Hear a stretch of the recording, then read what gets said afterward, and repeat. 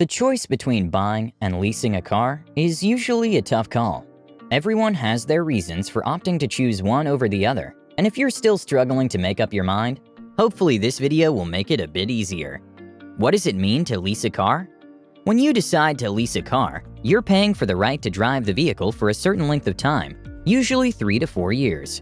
You'll have to pay an initial amount as you leave with the car to cover taxes and fees. From there, you're required to make monthly payments during the lease period to cover the cost of depreciation. Also, the number of miles you can drive are usually limited, and the vehicle has to be in stellar condition upon returning the vehicle to avoid extra charges. What does it mean to buy a car? Buying a car means maintaining the possession of the vehicle.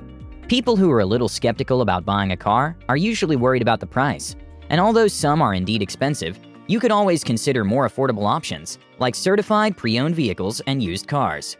If the car is new and being purchased on loan, the monthly payments are usually higher than those you've had to pay if you were leasing.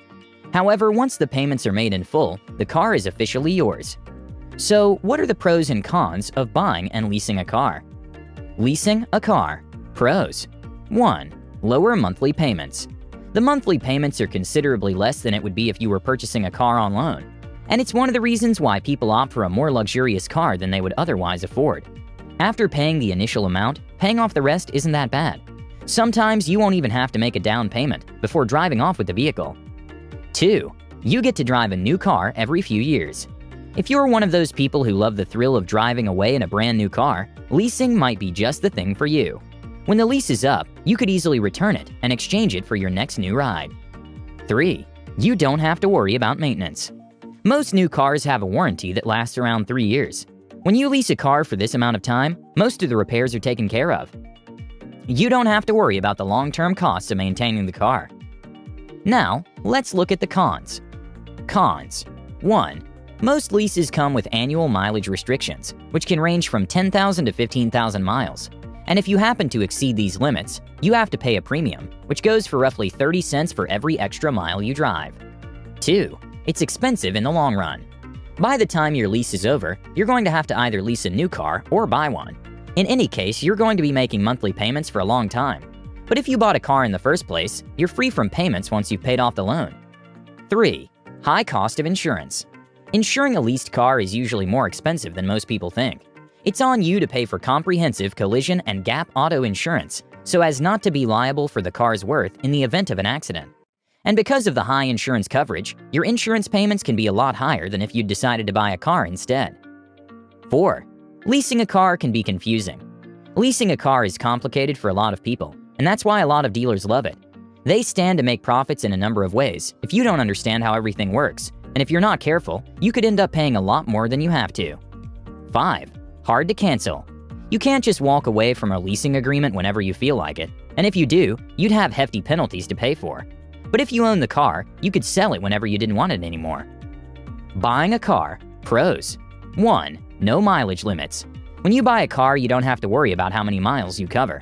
You can leave the dealer's lot and drive as far as you want without having to think about the extra fees, unlike leasing, which comes with a mileage gap.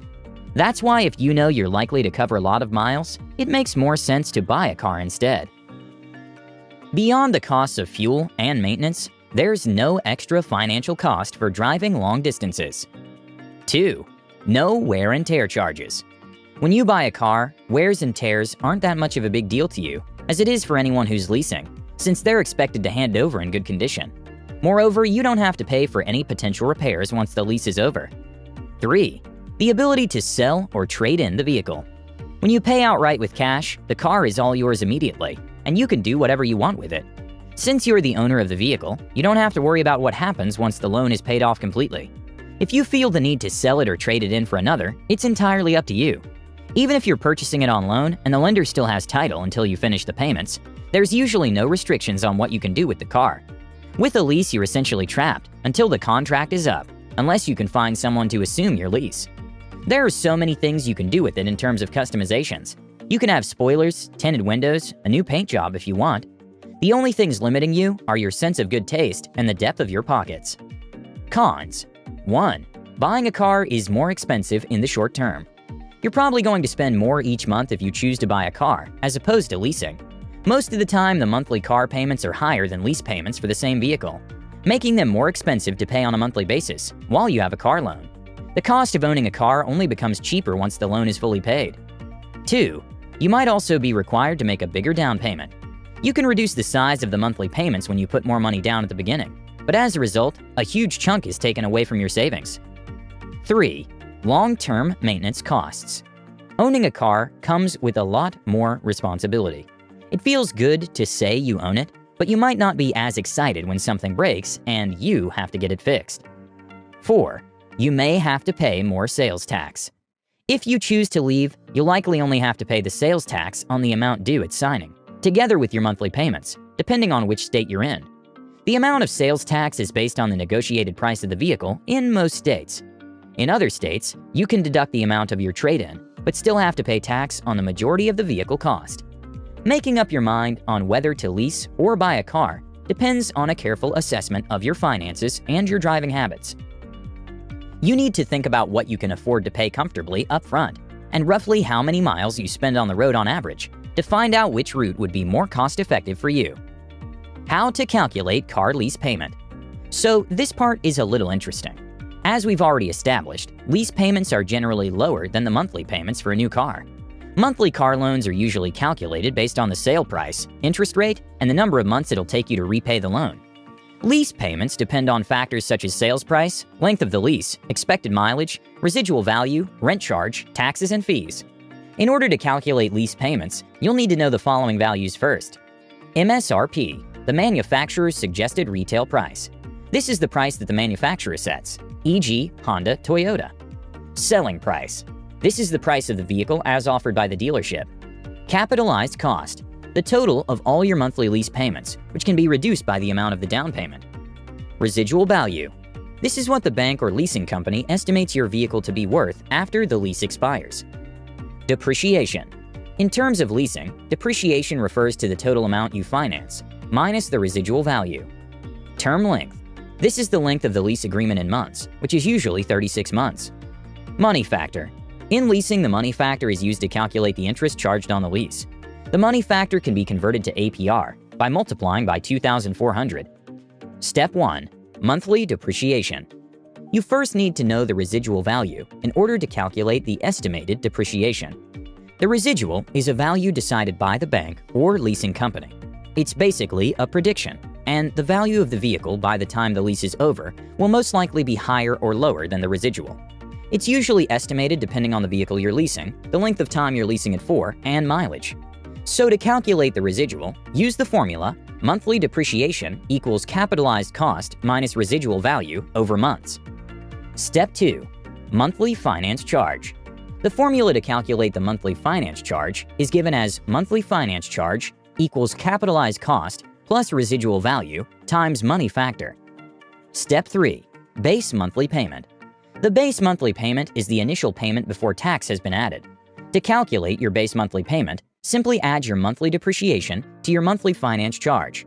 Base monthly payment equals monthly depreciation plus monthly finance charge. Step 4. Monthly lease payment. The last thing that needs to be added is tax and lease taxation, usually varies depending on the state. In some states, tax is levied on the lease payment, and some states tax on the full cost of the lease and require the tax up front. Some even tax on the full selling price, resulting in a huge tax bill and very expensive leases. To calculate your monthly lease payment, you simply need to add the tax to your monthly payment using the formula. Monthly lease payment equals base monthly payment times 1 plus tax rate. Step 5. Drive-off and disposition costs. At the inception of the lease, you should expect some upfront costs, and maybe even a lease-end cost. These can include an acquisition fee, document fee, your first payment, registration fee, down payment, disposition fee, additional taxes, and more. To get a better understanding of these terms, the acquisition fee is set by the bank offering the lease and is almost never negotiable. The document fee is a fee that covers the dealership's processing of your documents. The registration fee is a state-imposed fee for registering your vehicle. This is essentially a tax and is non-taxable. The down payment is an upfront cost that reduces the capitalized cost used to calculate your lease payment. The larger the down payment, the less your payments will be. A disposition fee may be charged at the end of your lease agreement, depending on your leasing agreement. Additional upfront taxes include taxes due on the acquisition fee, document fee, down payment, trade allowance, and other upfront taxable charges. To get your total drive-off, you'll need to add all your drive-off costs and taxes. And if you're making a down payment, make sure it's included. The total is the amount that's due once you sign the lease. So the question of whether to buy a brand new car or lease one is entirely based on your financial position. Both options have their pros and cons, so ultimately the decision is up to you. Well, thank you guys so much for watching. If you enjoyed the video, do give it a thumbs up, and subscribe if you're new to the channel. With that said, have a great day, and I'll see you all in the next one.